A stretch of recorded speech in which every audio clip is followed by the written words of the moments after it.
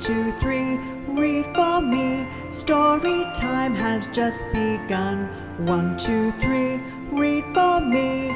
Reading books is fun. Hi kids, today we're reading Peppa the Mermaid. One afternoon, Peppa and Rebecca Rabbit were playing mermaids. "Aren't mermaids amazing, Rebecca?" said Peppa. "I'd love to have a shiny tail and swim underwater every day." Peppa pretended to swim around the room, swishing her imaginary tail. "Peppa," called Daddy Pig, "time for lunch." At lunch, Peppa couldn't stop talking about mermaids. "Mermaids only eat starfish-shaped sandwiches," she said. "Mermaids can swim and dance at the same time." "We're having pizza for lunch, not starfish-shaped sandwiches." "Let's have an under-the-sea party," said Rebecca. "Yes," cheered Peppa. "I can dress up as a mermaid." "Lovely idea," said Mummy Pig. "We can have it this Sunday." Peppa and Rebecca made some under-the-sea party invitations. "Very shiny," said Daddy Pig. "Just like mermaids' tails," said Peppa. The next day, Peppa handed out the invitations. "I'm having a mermaid under-the-sea party tomorrow," she told everyone at playgroup. "It's going to have a beach, a disco, and an underwater tea party with starfish-shaped sandwiches." All her friends were very excited. That night, Peppa was very excited.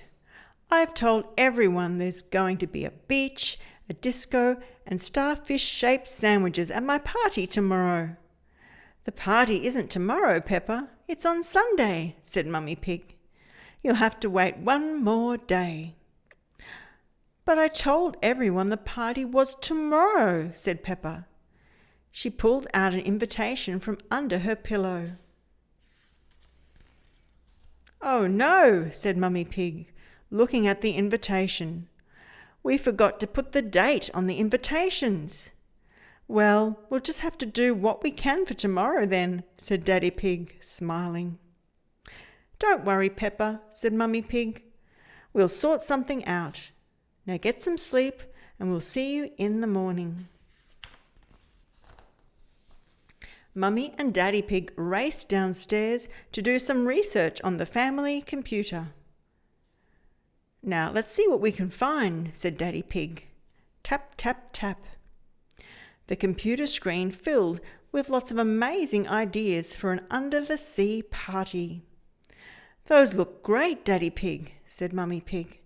"But how are we going to do them all for tomorrow?"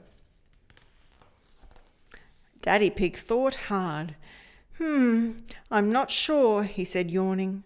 "I am a little bit tired. Maybe we should get some help?" "Yes," agreed Mummy Pig.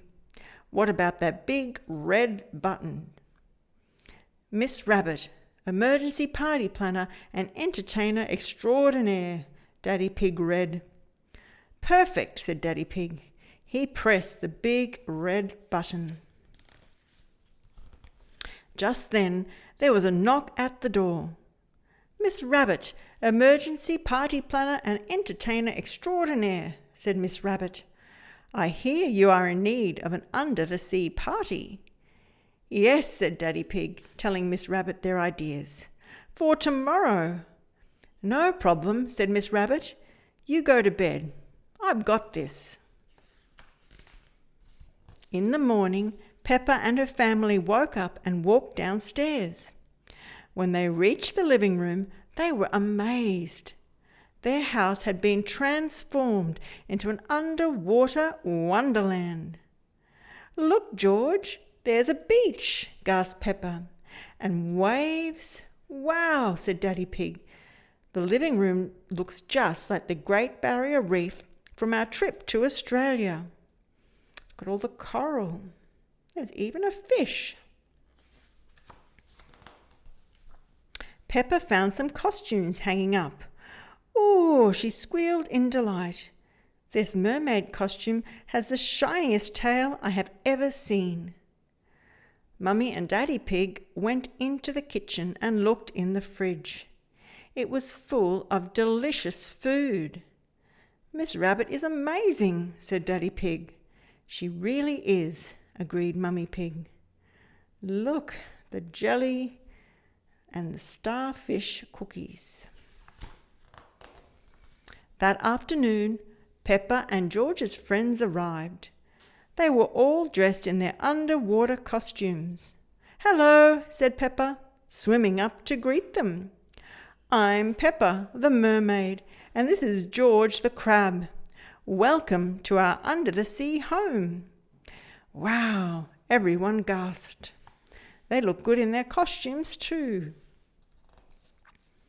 After everyone had arrived, Miss Rabbit swam into the room. "Hello, sea creatures," she began. "It's time for your underwater adventure." "Hooray!" cheered Peppa and her friends. First, Miss Rabbit asked the children to wiggle their toes in the sand. "Ooh, it feels all tickly," said Peppa. Next, Miss Rabbit handed out seashells. "Put the shells to your ears and tell me what you can hear." "The sea!" shouted all the children. Then Miss Rabbit gave them some smelly toy fish. "Take a good sniff. What can you smell?" "Ugh!" shouted the children. "Fishy!" "Well, we are at the seaside," said Miss Rabbit. "Now, sea creatures," said Miss Rabbit, "are you ready to dive down to the bottom of the ocean for an underwater tea party?" "Yes!" shouted the children. After everyone had eaten, Miss Rabbit taught the children how to swance. "It's swimming and dancing at the same time," yelled Miss Rabbit over the music, frantically waving her arms around. "Follow me! Swim, swim, big fish, little fish." "Being a mermaid is amazing, Daddy," cried Peppa. "Can we have another under-the-sea party next week?" "We'll see, like the sea, Peppa," joked Daddy Pig as he swanced around the room. "Being a mermaid is a lot of fun." What a great book! Reading is fun with Peppa.